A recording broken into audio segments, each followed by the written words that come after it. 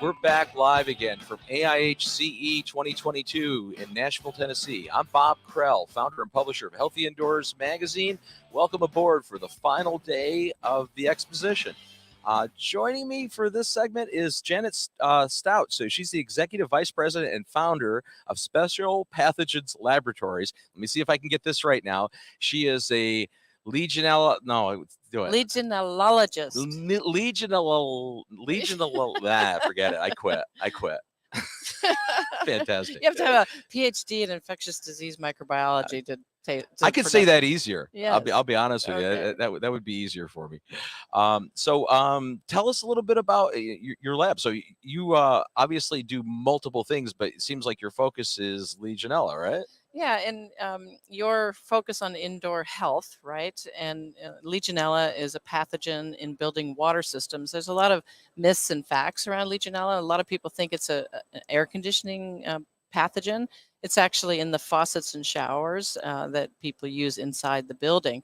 And for more than 30 years, we have been studying all aspects of Legionnaire's disease. And in our laboratory, we specialize on isolating this bacteria, characterizing it, so detection, control, and prevention. And we also provide training. There's a new, your listeners might not know about the new AIHce 1280 professional qualification standard for Legionella water management, and I'm one of the instructors, and we provide training, and the next training is July 25. And that's done through? It's a virtual training. Okay. And so IAPMO is the organization that we partner with to deliver the training. Mm-hmm. And for the people here at the meeting, they get a discount for being here. And so I'm looking forward to having more CIHs in the class. So I guess I have to ask the question, how did you head more specialized into the Legionella analyses, and like what drove you down that path? Was it the market did that for you, or that was an interest? Well, actually, it was a little bit of fate. When I was a graduate student at the Pittsburgh VA Medical Center in Pittsburgh, they were just beginning to understand that the water within the hospital was causing this life-threatening infection called Legionnaire's disease. And as a young graduate student, I helped them to utilize new detection methods and figure out the best way to diagnose the disease. And people might really not know that if people come into the hospital, let's say you went in for a knee replacement and you got exposed to Legionella bacteria from the hospital water system, the chance of death, drum roll, 25. You got one? Oh, great. It wasn't really a drum roll. Well, it was close enough. I like that. So the chance of death is 25%. So that's really high. You closed the whole country down over something that had an incidence of maybe 0.1. Yes, right. Well, and in fact, when they were talking about COVID and the risk groups of people that get COVID, diabetes, elderly, chronic lung disease, it's exactly the same as Legionnaire's disease, but the risk of death is much higher. And so I started out as a young microbiologist studying this disease, and just have been doing it ever since.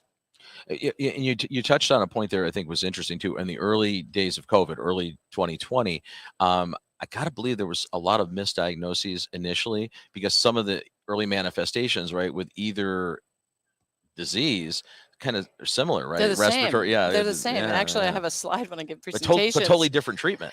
Totally different. And actually, there are reports already in the literature about misdiagnosis, Mm-hmm. and also where it was Legionnaire's disease. They weren't sure. And if there's a delay in making the diagnosis of just a couple days, the risk of death goes even higher. And so they're very similar. They have non-specific symptoms of fever and cough. And so it's very confusing. And so we think during the outbreak of COVID that there were fewer cases of Legionnaire's disease diagnosed during this period, and we're actually presenting that information at the National Infection Control meeting in next month, actually. Interesting. Dr. David Krause has been a regular guest on our shows over the last couple of years. Known him forever, but he made a lot of comments in various episodes in the last several years of how through the course of maybe shutting buildings down or having buildings not operating at full capacity, so your potable water systems are not cycling the way they normally would, right? And again, now we're back to almost full capacity, but in that uptick of bringing buildings back online, the likelihood of Legionella maybe in the hot water lines Right. was So pretty prevalent. what I kind of say sometimes is, because of what has COVID given us, and COVID gave us shutdowns, and what I talk about is, when all these organisms are there and the water's not flowing and the disinfectant in the water is gone, they're having a party in the pipes. Party in you've got Yes, all the and life. I have actually shoes on, Party in the Pipes Party shoes, in the and pipe shoes. this says Party in the Pipes, and so we're trying Hang to on, hold that stop. back up again. We're trying to Party stop in the the pipes. party in the pipes, right? And Love it. and and when Gotta love people that. when people start talking about Legionella, they get very nervous, right? Because they'd rather not know Legionella's there, and so part of what we do is fight that natural inclination to not know. And so, can I share one other thing with you that's really Sure. cute? Oh. So these are Dr. Stout's Legionella chill pills for Legionella-related anxiety. They're mints. Okay, they're just mints. Man. Yeah, don't worry. You've got it all. Legion. What is it again? Legionellologist. Legionellologist. I got it. Yes, Legionellologist. yes. Okay. And so, so that's being prescribed by the by Dr. Legionellologist. Stout. Yeah, Dr. Dr. Stout's prescription of chill pills. And the reason we did this was to give it to someone who is, like, and they look at this and then they laugh, and now you can have the conversation with them about testing the water for Legionella. Can I have a set of these? Yes. I think I need some. Yes, and you shouldn't be afraid to do that or what the results might be, because now you're aware of the problem. When you're not aware of the problem, then people get sick and die. If you are aware and do the proactive testing, now we can control it before people get sick. And that's the whole end LD. So we've got this mission of end Legionnaire's disease, because if it's in the water, you control it in the water, and then you don't have cases. And again, it seems like there's is there a higher prevalence? We've been speaking about Legionella, and Legionnaire's disease for the past couple of days now, and it seems like it's on the uptick. But is it on the uptick, or is it that there's just more awareness and more testing and more diagnoses, or is it both? And is it a combination of both going on? So in all things, I try to be a glass half full person. Okay. And so the last part of what you said is, are we detecting more cases because people are more aware? They're doing testing for it, whether it's in patients or in the water, and so we are finding it, right? And then it gives us an opportunity to prevent the disease and treat the disease appropriately. Because one of the things you mentioned was, the antibiotic that the doctor might prescribe initially oftentimes is not effective against Legionella, and then the person gets worse and worse and worse, finally ends up in the intensive care unit with bilateral pneumonia. So glass half full. Even though we're detecting more cases, it's good news because there's greater awareness. Okay, I guess that makes sense.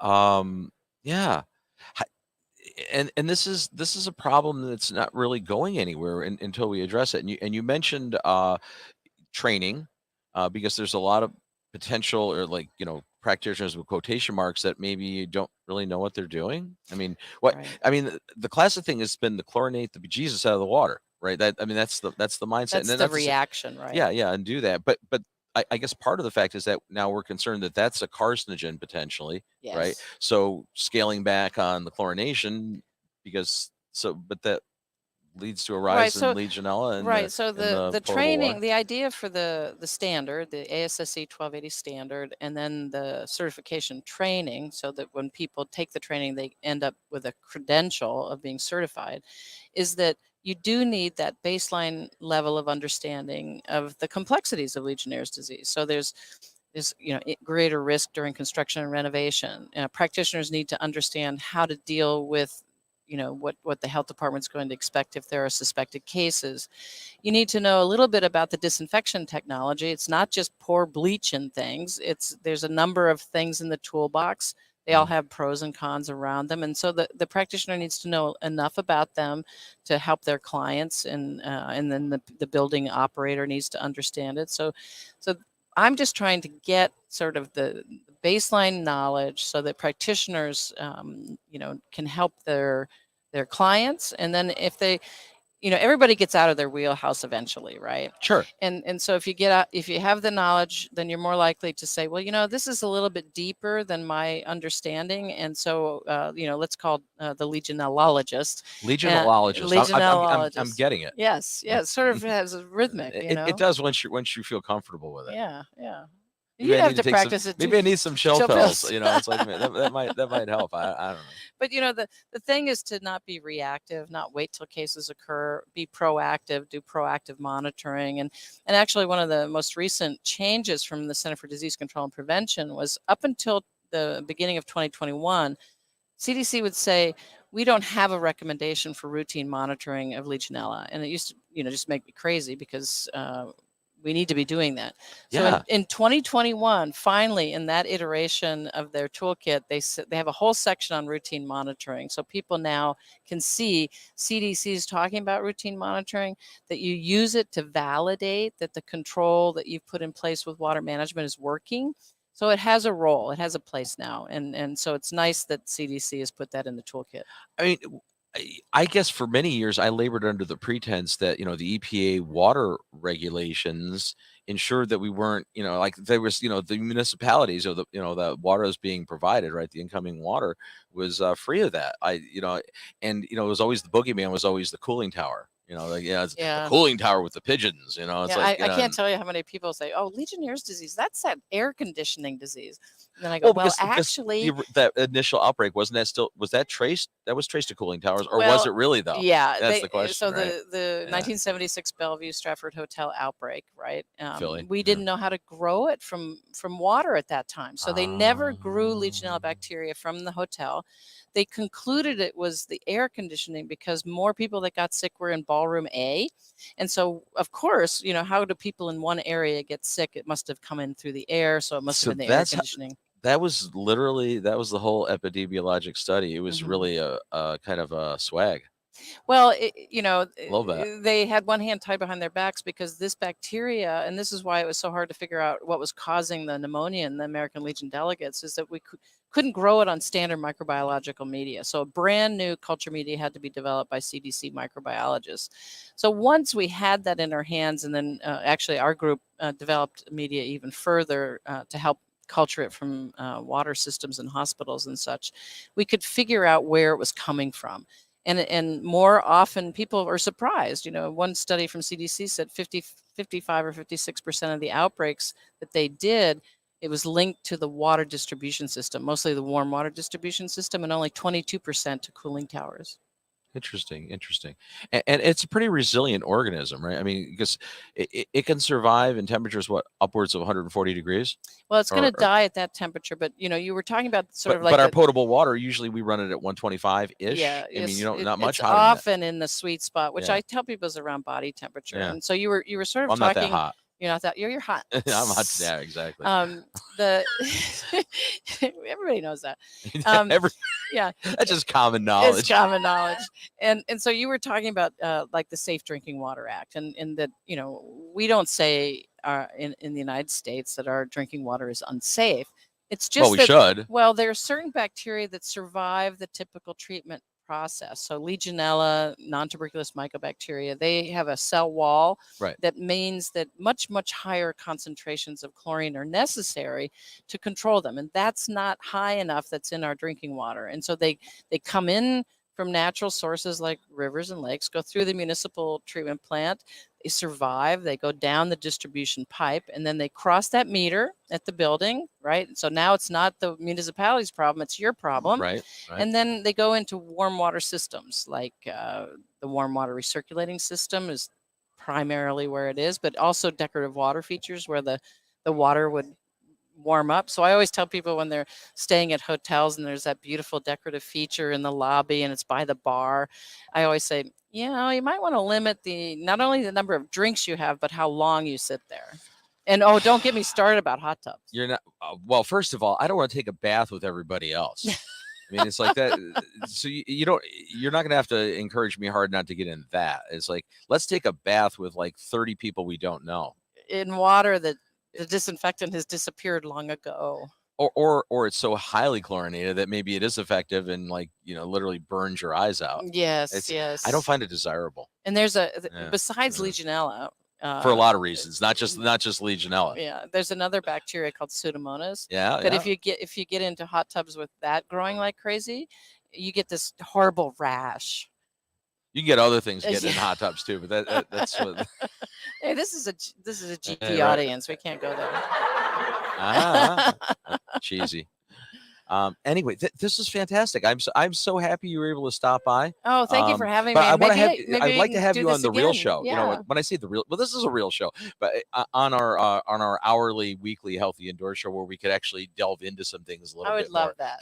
This was just kind of a flyby. This is like the appetizer. This is right? It was a flyby. Yeah. But anyway, Janet Stout from Special Pathogens Laboratory. Again, we're coming to you live here from AIHce. That doesn't roll off my tongue, know, right? I want to say Expo. AIHA, and I have to keep stopping that.